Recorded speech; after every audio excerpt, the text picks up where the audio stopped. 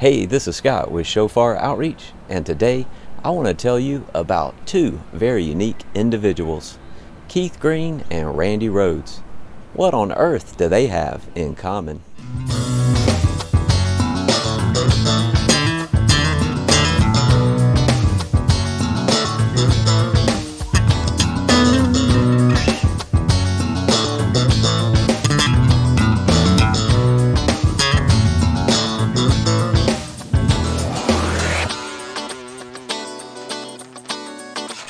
Keith Green and Randy Rhoads are two amazing musicians that had some incredible connections to each other. However, their musical careers would take them into two different worlds that were miles apart. With only a 3-year difference in age, both Keith and Randy, they were born in the 1950s. As children, they both became skilled musicians. By the age of 12, Keith Green was such an advanced singer, songwriter, and piano player that he signed a record contract with Decca Records. Randy Rhoads was such a talented guitar player that by the age of 16, he was playing in rock bands and was a guitar teacher at a music school.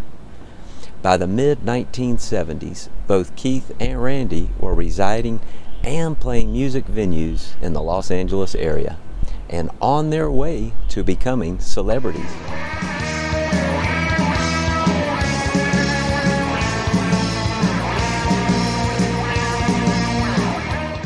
In 1979, the famous singer Ozzy Osbourne was looking to start a new band.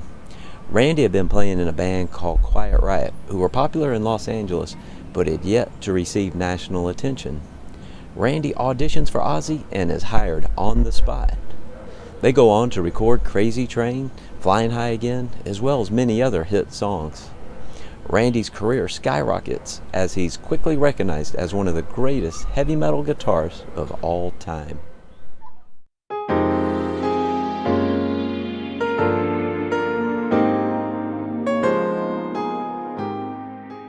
Now, as a young man playing in the nightclubs of downtown Los Angeles, Keith Green was on a spiritual quest.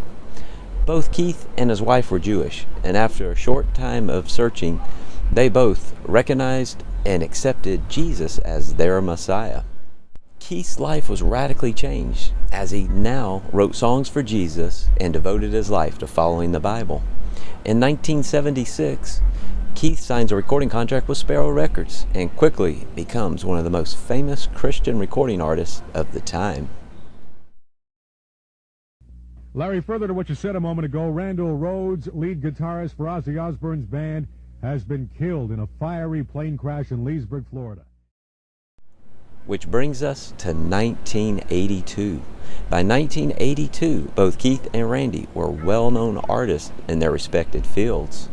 Now, as I mentioned, Keith and Randy had some incredible connections to each other. However, this final connection is almost beyond words.